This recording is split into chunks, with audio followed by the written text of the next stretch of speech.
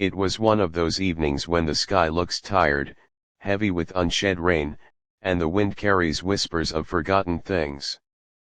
A small bakery at the corner of Maple Street still glowed warmly, even after most of the shops had closed.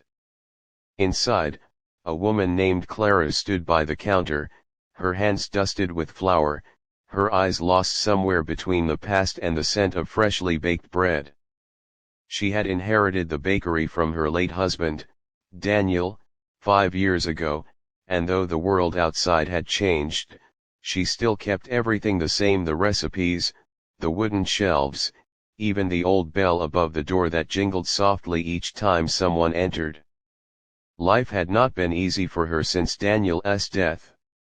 There were days she could barely bring herself to open the shutters, and nights she sat at the kitchen table staring at his photograph, whispering that she was trying her best. Yet no matter how difficult things got, she never let kindness leave her hands. Every morning, she made an extra loaf of bread and left it outside for anyone who needed it, a quiet act of giving that had become a small miracle in her little town. One rainy night, as she was closing up, the bell above the door rang. A man stepped in, soaked to the bone, holding a crumpled cardboard box. He looked hesitant, tired, but polite. "I'm sorry, ma'am," he said softly. "I was wondering if you had anything left over, something I could buy cheap. I don't have much." His voice trembled, though he tried to hide it. Clara glanced at him and felt a tug in her heart. He couldn't have been older than 30, but his eyes carried years of struggle.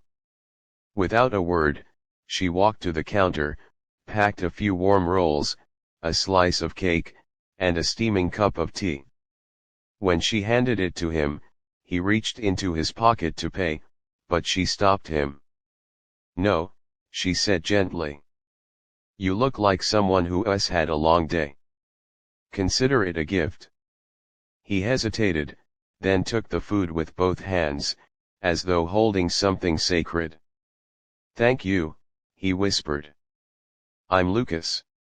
She smiled faintly. "Clara.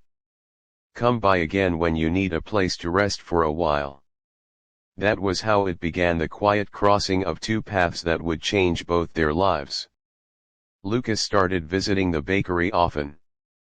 Sometimes he came to help wash dishes, sometimes to carry flour sacks, and sometimes just to talk.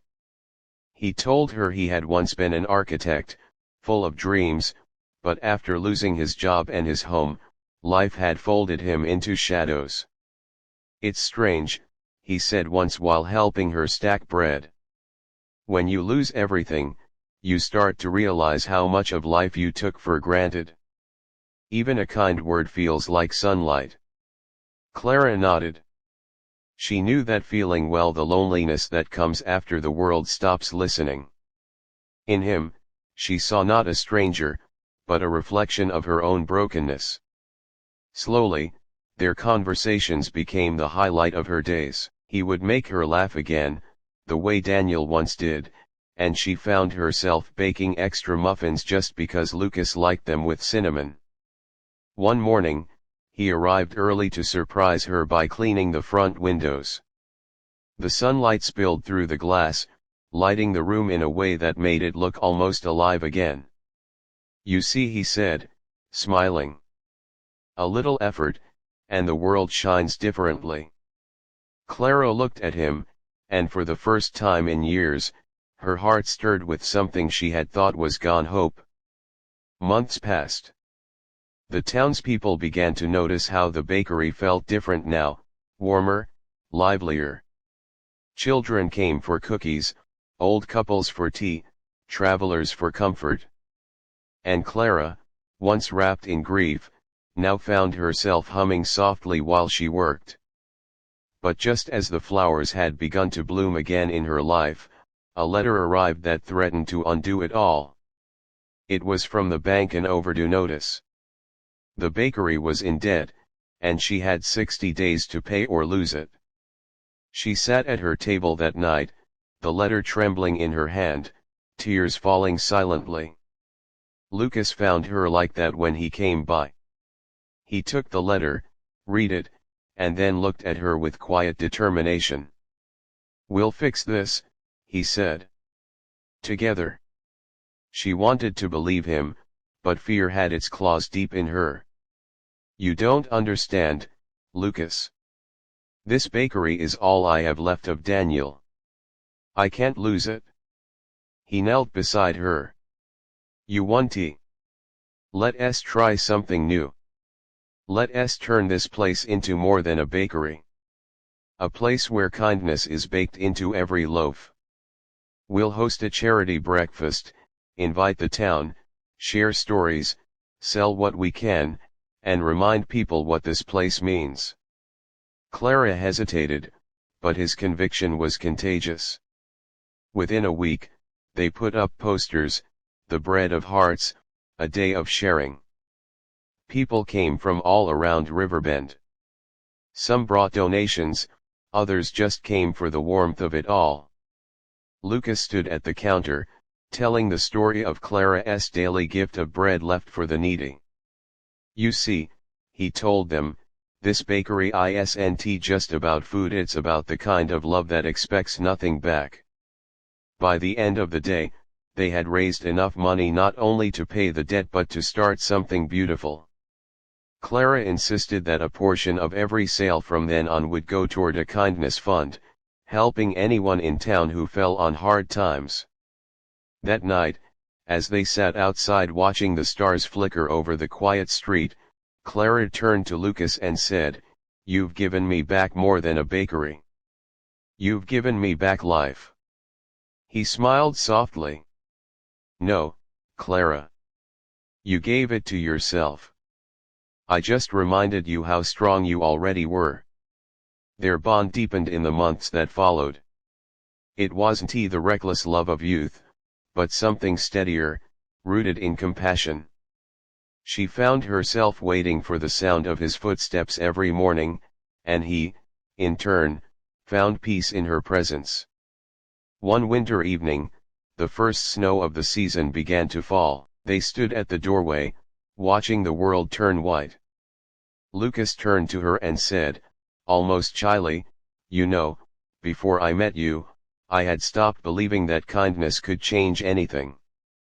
But now I think it's the only thing that ever does." Clara looked at him, her eyes glistening. "Daniel used to say that too." She smiled through the ache. "He'd be happy knowing this place still brings light." As time went on, their little bakery became known beyond Riverbend. Travelers stopped by just to feel the warmth they'd heard about. A journalist once wrote an article calling it the heart that feeds. The story spread, and people began sending letters from all over, sharing how they were inspired to do small acts of kindness in their own towns. But life, being what it is, has its own rhythm of joy and sorrow. One morning, Lucas didn't show up. Then another day passed. Clara tried calling, but there was no answer. Worry clawed at her heart until a letter arrived, this time addressed to her. It was from a hospital 2 towns over. Lucas had collapsed while traveling home the previous week. The words blurred before her eyes as she read heart failure. She rushed to the hospital, fear burning inside her, only to find him lying weak but smiling. "Hey," he said softly, his voice faint. "You came." "Of course I came," she whispered, holding his hand. "You promised we'd bake the Christmas bread together." He chuckled weakly. "I know. But maybe this time, you'll have to do it for me." Tears welled in her eyes.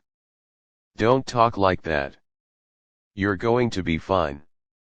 He looked at her with a calm that broke her heart. "Clara, promise me you'll keep the bakery going. Promise me you'll keep leaving that loaf outside every morning. Not just for the hungry, but for anyone who needs a reminder that the world still cares." She nodded, unable to speak. He closed his eyes, his fingers tightening around hers one last time. "Thank you, for giving me back my faith in life." That winter was the longest of her life. The bakery felt too quiet without his laughter, and sometimes she caught herself turning to say something to him only to find the space beside her empty. But she kept her promise. Every morning, she baked that extra loaf and placed it outside, whispering, "For you, Lucas." And then, one morning, she found a small note tucked under the bread. It read, "Your kindness fed me when I had nothing. I have a job now, but I'll never forget your gift. Thank you." There was no name, just the echo of a soul touched by love. She smiled through her tears. The kindness she had given had found its way back, just as Lucas had always believed it would. From that day on, she started keeping the notes people left, tucking them into a jar labeled miracles. It grew fuller with every passing year, stories of lives changed by simple compassion. 10 years later, the bakery still stood on Maple Street, the bell above the door still jingled, and the aroma of fresh bread still wrapped around the hearts of everyone who entered. Clara had grown older, her hair streaked with silver, but her spirit was as radiant as ever. Every morning, she would open the shutters, look at the rising sun, and whisper, "Good morning, Lucas." On the anniversary of his passing, she held a small gathering, as she did every year. Children recited poems about kindness, people shared their stories, and candles were lit in his memory. "He taught us," Clara said to the crowd, "that love doesn't end when someone is gone. It lingers in every gentle act, every kind word, every loaf shared. It becomes the light we leave behind." That night, as she locked up, she found another note on the counter, this one from a young woman who had recently moved to town. "Dear Clara," it read, "I lost my mother last year, and this bakery has been my refuge. The warmth here reminds me that life can still be beautiful. Thank you for keeping this place alive." Clara placed the note in the jar of miracles and smiled. The circle of kindness had no end, it only grew. Years later, when Clara passed peacefully